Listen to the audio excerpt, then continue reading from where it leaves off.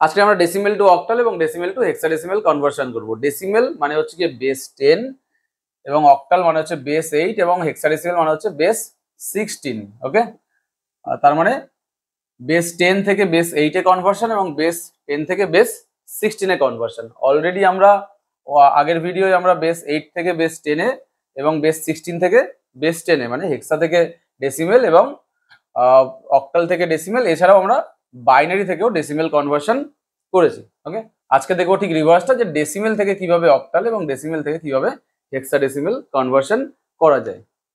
Decimal থেকে octal বা decimal থেকে হেক্সাডেসিমেল কনভার্সনের ক্ষেত্রে দুটো জিনিস আমাদের মাথায় রাখতে হবে। সেটা হচ্ছে গিয়ে পূর্ণ সংখ্যা যদি থাকে তাহলে সেটাকে আমরা বেস দ্বারা ভাগ করব, আর যদি দশমিক বা ভগ্নাংশে থাকে তাহলে সেটাকে আমরা বেস দ্বারা গুণ করব। ধরা যাক আমি একটা ডেসিমেল সংখ্যা নিয়ে নিই 37.20। ওকে, ডেসিমেল, এটাকে আমি অক্টালে পরিণত করতে চাই, মানে বেস 8 এ। ওকে, বেস 8 এ আমরা কনভার্ট করতে চাই। এই ক্ষেত্রে পূর্ণ সংখ্যা মানে ইন্টিজার পার্টটা আমরা 8 দ্বারা ভাগ করব এবং ডেসিমেল পার্টটা আমরা 8 দ্বারা গুণ করব। কি দাঁড়ায় দেখি, 37/8, তাহলে 4×8 = 32, কত পড়ে থাকে 5।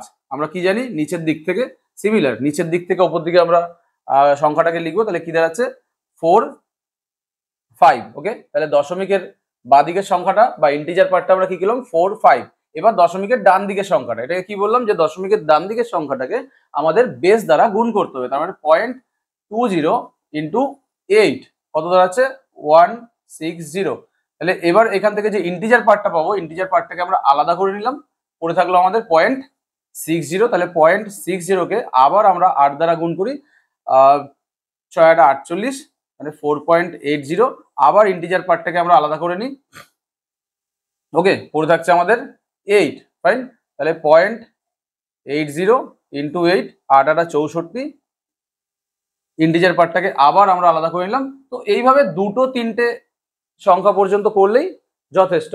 এই ক্ষেত্রে মাথায় রাখতে হবে, ঠিক ইন্টিজার পার্টে আমরা যখন নিচের দিক থেকে ওপর দিকে কাউন্ট করি বা নিচের দিক থেকে ওপর দিকে নোট করি, তখন কিন্তু ডেসিমেল পার্টে আমরা ওপর থেকে নিচের দিকে নোট করতে থাকি। তার মানে এই ক্ষেত্রে আমরা কি লিখবো, 4, 5 এর ইন্টিজারের বাঁ দিকের পার্টটা দাঁড়ালো 4, 5, তাহলে ডান দিকের পার্টটা কি দাঁড়াচ্ছে 1, 4, 146, সরি 146। ওকে, তাহলে 45.146 এটা হচ্ছে আমার অক্টাল। তাহলে আমার ডেসিমেল কি ছিল 37.20, এর অক্টাল ভার্সন হলো 45.146। এবার আমরা ডেসিমেল থেকে হেক্সাডেসিমেল কনভার্ট করি। ডেসিমেল থেকে হেক্সাডেসিমেলে কনভার্সনের রুলসও সেম।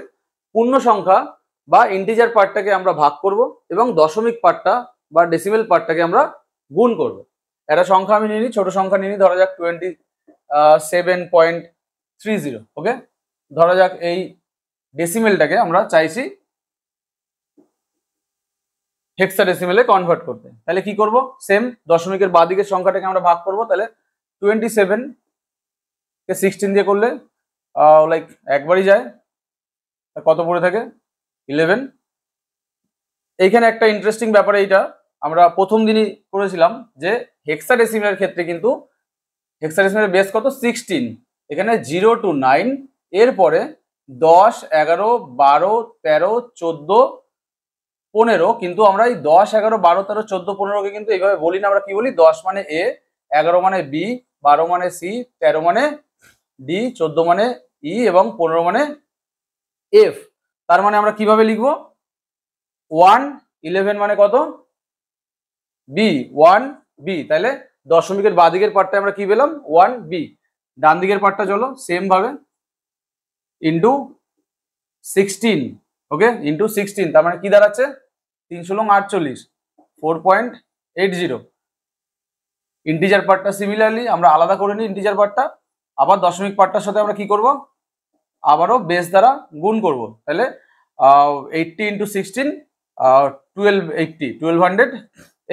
তাহলে আবারও এটাকে আমরা ইন্টিজার পার্টটাকে আলাদা করে নিই এবং এখানে কি দাঁড়াচ্ছে 1, 2, 12।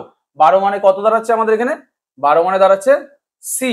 ওকে, 12 মানে সি। তো এখানে দুটো সংখ্যা করলেই যথেষ্ট, কারণ এরপর থেকে যত করতে থাকবে 80 চলে এসছে, মানে বারবার 80 কে 16 দিয়ে গুণ করতে থাকলে একই সেম রেজাল্ট আসবে। তো দশমিকের পরে আমরা 2 থেকে 3টে সংখ্যা করলেই যথেষ্ট, 2 থেকে 3 ঘর করলেই যথেষ্ট। তাহলে আমরা কিভাবে লিখবো? অপর দিক থেকে নিচের দিকে। তাহলে কি হচ্ছে 4, 12 মানে হচ্ছে সি। ওকে, তাহলে আমার ডেসিমেল কি 27.30, ডেসিমেলের হেক্সাডেসিমেল কনভার্সন কি হলো 1B.4C।